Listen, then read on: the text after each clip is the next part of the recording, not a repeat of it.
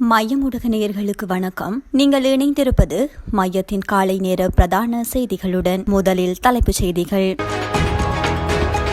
தமிழீழ விடுதலை புலிகளின் கோடிக்கணக்கான பணம் சூறையாடல், வெளியான திடுக்கிடும் தகவல்கள். 3 பிள்ளைகளின் தந்தை கொடூரமாக வெட்டி கொலை. போதைப் பொருளுடன் 2 பெண்கள் கைது, வெளியான தகவல். 24 மணி நேரத்தில் 520 சந்தேக நபர்கள் கைது. அல்லைப்பட்டியில் மீட்கப்பட்ட மனித எலும்புக்கூடு.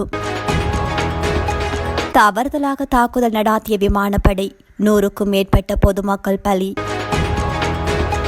பாடசாலை மீது துப்பாக்கிச் சூடு, பலர் படுகாயம்.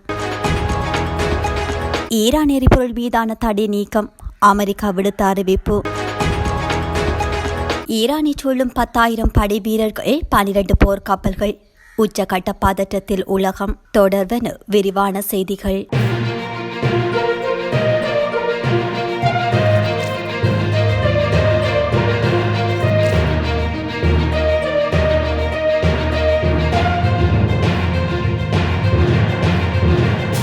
தமிழீழ விடுதலை புலிகளின் ரகசிய கணக்குகளில் இருந்து கோடிக்கணக்கான பணத்தை சுரேஷ் சாலே, கோட்டபய ராஜபக்ஷ மற்றும் கொழும்பு பயங்கரவாத தடுப்பு பிரிவின் அத்தியட்சகர் சிரேஷ்ட போலீஸ் அதிகாரி பிரசன்ன அல்விஸ், சட்டம் அதிபர் திணைக்களத்தின் சிரேஷ்ட நீதிபதிகள் சிலர் இணைந்து தங்களின் தனிப்பட்ட வங்கி கணக்குகளில் வைப்பு செய்துள்ளமை தெரிய வந்துள்ளதாக சர்வதேச இணையதளம் ஒன்று தங்களுக்கு கிடைத்திருக்கும் ஆவணங்களை மேற்கோள் காட்டி செய்தியொன்றை வெளியிட்டுள்ளது.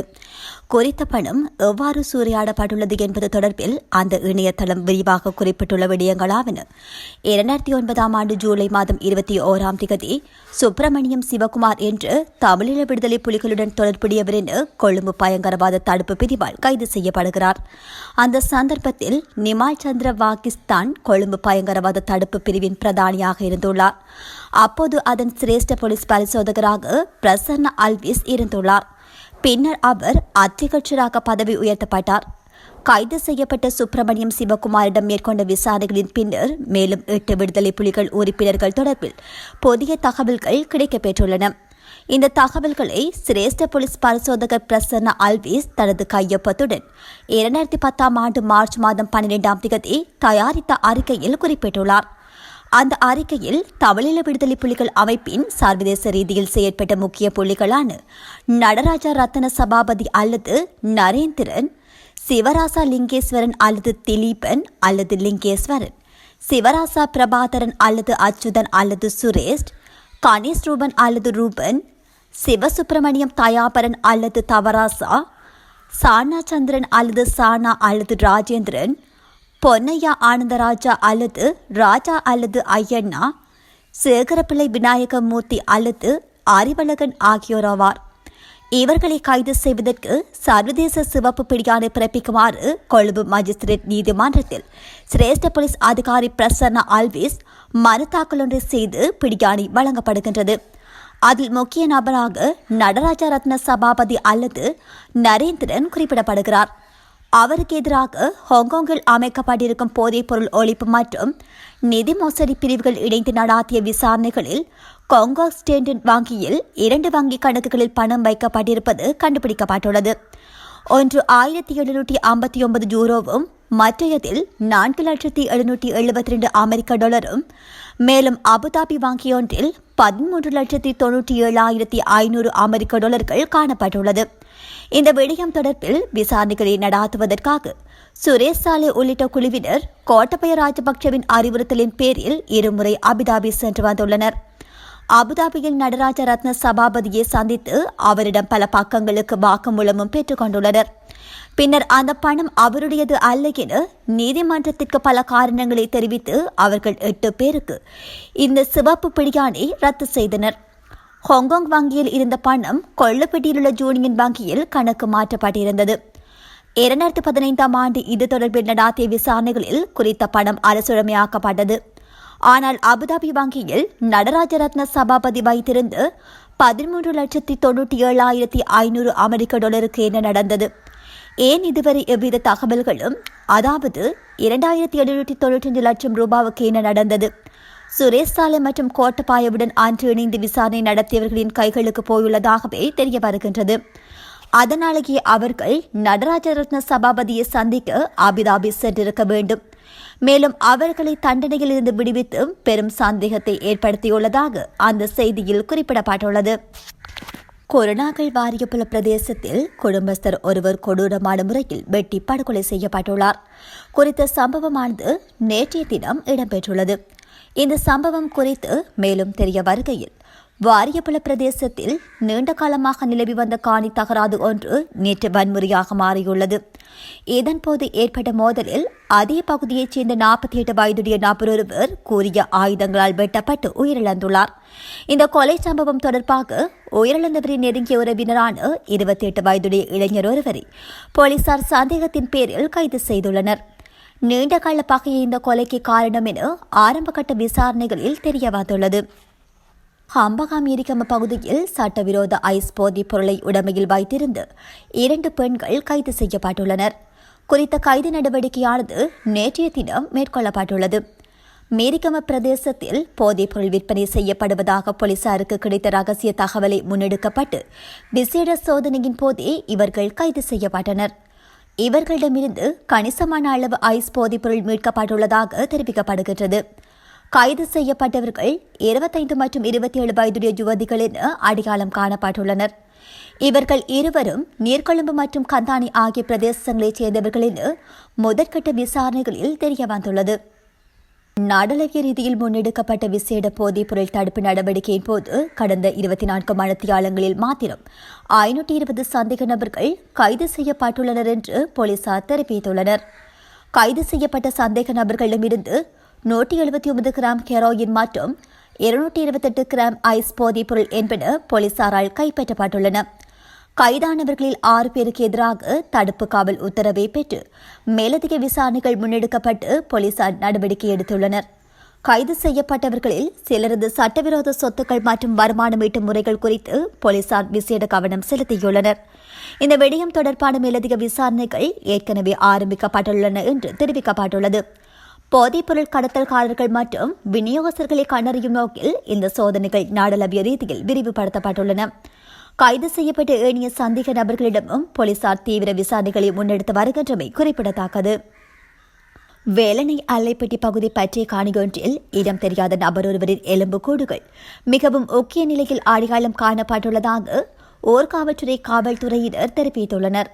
சுமார் 4 முதல் 6 மாதங்களுக்கு முன்னர் தவறான முடிவெடுத்து உயிரை மாய்த்துக் கொண்ட ஒருவரது எலும்பு கூடி இவ்வாறு மீட்கப்பட்டுள்ளதாக காவல்துறையினர் தெரிவித்துள்ளனர். இதன்படி எலும்புக்கூடுகள் தொடர்பில் சட்ட வைத்திய அதிகாரியின் மருத்துவ உடற்கூற்று அறிக்கையின் பின்னரே உறுதியாக கூற முடியும் என அதிகாரிகள் மேலும் குறிப்பிட்டுள்ளனர். முன்பதாக குறித்த பகுதியொன்றின் பற்றிய காணியொன்றில் எலும்புக்கூடுகள் இருப்பதாக காவல்துறையினர் அவசர தொலைபேசி இலக்கத்துக்கு பொதுமகன் ஒருவரால் தகவல் வழங்கப்பட்ட நிலையில் நடவடிக்கையில் இறங்கிய காவல்துறையினர் குறித்த எலும்புக்கூடுகளை அடையாளம் கண்டதாகவும் இதன் அடிப்படையில் குறித்த எலும்புக்கூட்டை நீதிபதி மரண விசாரணை அதிகாரி மற்றும் கிராம சேவகர் உள்ளிட்ட பலரது முன்னிலையில் மீட்டு மருத்துவ பரிசோதனைகளுக்காக யாழ் போதனா மருத்துவமனைக்கு கொண்டு செல்ல நடவடிக்கை எடுத்துள்ளதாகவும் தெரிவிக்கப்படுகின்றது. மேலும் குறித்த எலும்புக்கூடு எரிந்த நிலையில் தோற்றமளிப்பதாக இருப்பதாகவும் சந்தேகிக்கப்படும் நிலையில் குறித்த விடயம் அப்பகுதியில் பெரும் பதற்றத்தை ஏற்படுத்தியுள்ளமையும் குறிப்பிடத்தக்கது. நைஜீரிய நாட்டு விமானப்படை தங்கள் நாட்டு மக்கள் மீது நடாத்திய தாக்குதல் 100க்கும் மேற்பட்ட மக்கள் உயிரிழந்துள்ளதாக தகவல்கள் வெளியாகியுள்ளது. நைஜீரியாவின் வடகிழக்கில் போர்னோ மாநில எல்லையருகே யோஃபா மாநிலத்தில் அமைந்துள்ள கிராமத்தில் சனிக்கிழமை சந்தையில் மக்கள் கூடியிருந்தனர். அங்கு நைஜீரிய விமானப்படையின் போர் விமானங்கள் பயங்கரவாதிகளை குறிவைப்பதற்கு பதிலாக தவறுதலாக இந்த சந்தை மீது தாக்குதல் நடாத்தியுள்ளது. இந்த தாக்குதலில் சந்தையில் இருந்த குழந்தைகள் உட்பட அப்பாவி பொதுமக்கள் 100க்கும் மேற்பட்டோர் கொல்லப்பட்டுள்ளனர். இந்த தாக்குதல் ஒரு தவறு என்று நைஜீரிய அரசாங்க அதிகாரிகள் பின்னர் ஒப்புக்கொண்டுள்ளனர். இலக்கை அடையாளம் காண்பதில் எங்கு பிழை ஏற்பட்டது என்பதை நைஜீரிய அரசாங்கம் இன்னும் தெளிவுபடுத்தவில்லை. இந்த விடயம் குறித்த விசாரணை அறிக்கை எதுவும் வெளியாகவில்லை. நைஜீரியாவின் வடகிழக்கில் பாதுகாப்பு படைகளுக்கும் போகோ ஹராம் என்ற ஜிஹாதி ஆயுத குழுவுக்கும் இடையே அடிக்கடி மோதல்கள் நிகழ்கின்றன. மோதலால் பல்லாயிரக்கணக்கான மக்கள் இடம்பெயர்ந்துள்ளமை குறிப்பிடத்தக்கது. துருக்கியின் தென்கிழக்கு பகுதியில் அமைந்துள்ள பாடசாலையொன்றில் இடம்பெற்ற துப்பாக்கிச் சூட்டில் 16 பேர் காயமடைந்துள்ளதாக சர்வதேச ஊடகங்கள் செய்தி வெளியிட்டுள்ளன. குறித்த சம்பவமானது நேற்றைய தினம் இடம்பெற்றுள்ளது. துப்பாக்கிச் சூட்டை நடாத்தியவர் 18 வயதுடைய அந்த பாடசாலையின் பழைய மாணவர் என அடையாளம் காணப்பட்டுள்ளார். இவர் ஷொட்கன் ரக துப்பாக்கியை பயன்படுத்தி பாடசாலையில் இருந்தவர்கள் மீது சரமாரியாக துப்பாக்கிச் சூடு நடாத்தியுள்ளார். அத்துடன் தாக்குதல் நடாத்திய பின்னர் பாடசாலை கட்டிடத்திற்குள் மறைந்திருந்த அவர் அதே துப்பாக்கியால் தானே சுட்டு உயிரிழந்துள்ளார். இந்த துப்பாக்கிச் சூட்டில் காயமடைந்த 16 பேரில் ஆசிரியர் ஒருவரும் உள்ளடங்குவதோடு அவரது நிலைமை கவலைக்கிடமாக உள்ளதாக தெரிவிக்கப்படுகின்றது. மேலும் இந்த தாக்குதலுக்கான காரணம் இதுவரையில் கண்டறியப்படவில்லை எனவும் போலீசார் மேலதிக விசாரணைகளில் ஈடுபட்டு வருவதாகவும் தெரிவிக்கப்படுகின்றது. போர் தொடர்பான விநியோக பற்றாக்குறைகளை தடுக்கும் நோக்கில் ஈரான் எண்ணெய் மீது விதிக்கப்பட்டிருந்த தற்காலிக தளர்வு தடைகளை புதுப்பிக்கும் திட்டம் இல்லை என அமெரிக்க திரைசேரி தெரிவித்துள்ளது. ஏற்கனவே கடலில் தேங்கியுள்ள ஈரான் எண்ணெயை விற்பனை செய்ய அனுமதிக்கும் குறுகிய கால அங்கீகாரம் இன்னும் சில நாட்களில் காலாவதியாக உள்ளது. எனவே அது புதுப்பிக்கப்படாது என்று திரைசேரி வெளியிட்ட ஒரு அறிக்கையில் தெரிவித்துள்ளது. மேலும் தெஹ்ரான் மீது அதிகபட்ச அழுத்தத்தை தொடர்ந்து வருவதாகவும் அது கூறியுள்ளது. ஆரம்ப அங்கீகாரம் மார்ச் மாதம் 20ஆம் தேதிக்கு முன்னர் கப்பல்களில் ஏற்றப்பட்ட ஈரான் கச்சா எண்ணெய் மற்றும் பிற பெட்ரோலிய பொருட்களை விநியோகிக்கவும் விற்கவும் அனுமதித்தது. மேலும் அது ஏப்ரல் 19 வரை நீடிக்க இருந்தது. பிப்ரவரி 28 அன்று போர் தொடங்கியதை தொடர்ந்து வெண்ணெய் மற்றும் எரிசக்தி விலைகளை கட்டுப்படுத்த ட்ரம்ப் நிர்வாகத்தால் தொடங்கப்பட்ட தொடர் நடவடிக்கைகளின் ஒரு பகுதியாக இந்த நடவடிக்கை காணப்பட்டது.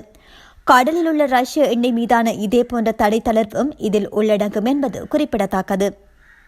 அணு ஆயுத போட்டி காரணமாக தொடங்கிய ஈரான் போர் ஒவ்வொரு நாளும் புது பதற்றத்தை ஏற்படுத்தும் நிகழ்வுகளால் மத்திய கிழக்கில் அமைதியற்ற சூழ்நிலை உருவாக்கி வருகின்றன.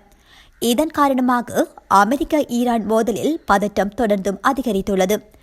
இந்த வரிசையில் ஈரான் துறைமுகங்களை முற்றுகையிடும் நோக்கில் 10க்கும் மேற்பட்ட போர்க்கப்பல்கள் மற்றும் பல விமானங்களின் ஆதரவுடன் 10,000க்கும் மேற்பட்ட அமெரிக்க மாலுமிகள், கடற்படை வீரர்கள் மற்றும் விமானப்படை வீரர்கள் ஈரானிய துறைமுகங்களுக்குள் நுழையும் மற்றும் வெளியேறும் கப்பல்கள் மீது கடற்படை முற்றுகையை அமலப்படுத்தி வருவதாக அமெரிக்க மத்திய கட்டளை மையம் தெரிவித்துள்ளது.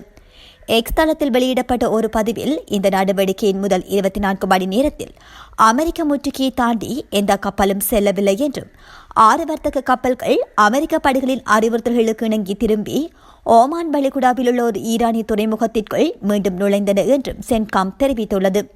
இந்த நடவடிக்கை பராபட்சமின்றி செயல்படுத்தப்படுவதாக சென்காம் தெரிவித்ததுடன் ஈரான் அல்லாத துறைமுகங்களுக்கு செல்லும் மற்றும் அங்கிருந்து வரும் கப்பல்களின் சுதந்திரமான கடல்வழி போக்குவரத்திற்கு அமெரிக்க படைகள் தொடர்ந்தும் ஆதரவளித்து வருவதாகவும் மேலும் தெரிவித்தது. இந்த நடவடிக்கையின் அளவை விவரிக்கும் ஒரு வரைபடத்தையும் அந்த படைப்பிரிவு வெளியிட்டுள்ளது. இந்த பணியில் 10,000க்கும் மேற்பட்ட படை வீரர்கள், 100க்கும் மேற்பட்ட போர் மற்றும் கண்காணிப்பு விமானங்கள் மற்றும் குறைந்தது 12 போர்க்கப்பல்கள் ஈடுபட்டுள்ளதாக அது தெரிவித்துள்ளது. இத்துடன் மையத்தின் காலை நேர பிரதான செய்திகள் நிறைவு பெறுகின்றன. நன்றி.